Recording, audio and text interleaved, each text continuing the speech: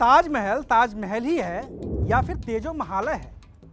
ताजमहल को शाहजहां ने ही बनवाया था या फिर किसी और ने?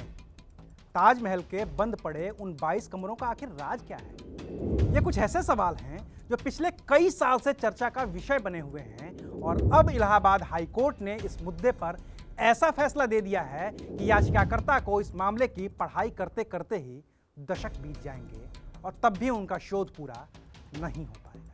नमस्कार, मैं हूं अविनाश और आप देख रहे हैं अनकट। इतिहास की तमाम किताबें इस बात का दावा करती हैं कि 1632 में मुगल बादशाह शाहजहां ने ताजमहल का निर्माण शुरू करवाया था। इस दावे को साबित करती हुई एक नहीं सैकड़ों किताबें हैं। वहीं एक और किताब है ताजमहल द ट्रू स्टोरी, जो दावा करती है कि ताजमहल एक हिंदू मंदिर है और उसका नाम असल में तेजो महालय है। लेकिन यह मुद्दा समय समय पर इतिहास की किताबों के पन्नों से निकलकर अदालत की चौखटों पर पहुंचता रहा है। पिछले दिनों भी इलाहाबाद हाई कोर्ट में ताजमहल को लेकर एक याचिका दाखिल की गई थी और कहा गया था कि अगर ताजमहल में बंद पड़े 22 कमरों को खोला जाए और पुरातत्व विभाग उनमें मौजूद साक्ष्यों को देखे कि उन कमरों में क्या है, तो ताजमहल की असलियत दुनिया के सामने आ जाएगी।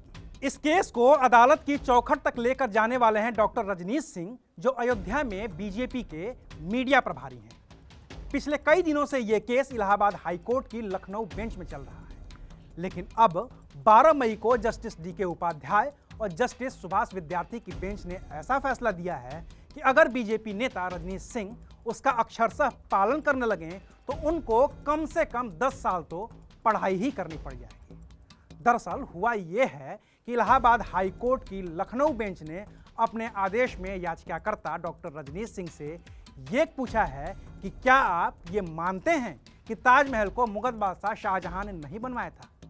क्या कोर्ट इस बात का फैसला करने के लिए है कि ताजमहल को किसने बनवाया है और ताजमहल की उम्र क्या है? अदालत ने कहा कि जिस मुद्दे के बारे में आपको पता ही नहीं है, उसके बारे में एमए करिए, नेट करिए, जेआरएफ निकालिए और फिर पीएचडी करके हमारे पास आइए।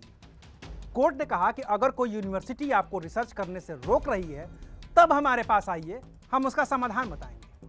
लखनऊ हाई कोर्ट ने कहा है कि आप जनहित याचिका का दुरुपयोग मत किया करिए।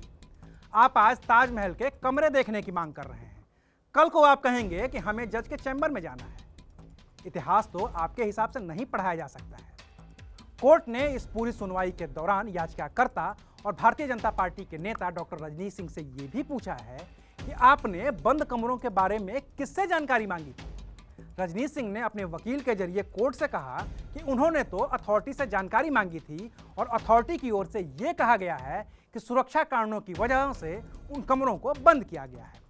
कोर्ट ने कहा कि अगर आपको लगता है कि अथॉरिटी का जवाब संतोषजनक नहीं है, तो फिर तो आपको उसके पूरी बारे में पूरी तरह से रिसर्च करनी चाहिए। तो अदालत के इस फैसले से फिलहाल तो ये साफ है कि ताजमहल का जो मुद्दा पिछले कई दिनों से मीडिया की सुर्खियां बना हुआ था, वो शायद अब कुछ दिनों के लिए ठंडा पड़ जाए। लेकिन ये मुद्दा ऐसा है कि इसे दोनों ही पक्ष ठंडा होना देना नहीं चाहेंगे। तो इस मामले में जो भी अपडेट्स होंगे, हम लगातार वीडियो के जरिए आप तक पहुंचाते रहेंगे। शुक्रिया, आप देख रहे थे अनकट।